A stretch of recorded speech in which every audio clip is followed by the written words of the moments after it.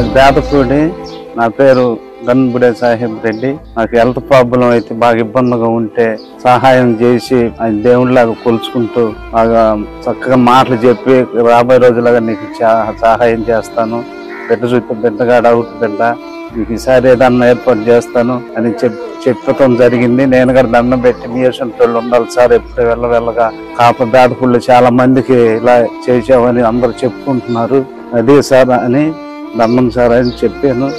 నాకు చాలా అయినాయి. అయితే పాపం వచ్చి సహాయం పెట్టి నాకు 50,000 రూపాయలు ఖర్చులకి ఇచ్చి వాడుకోమని, జాగ్రత్తగా వాడుకోమని ఇచ్చారు.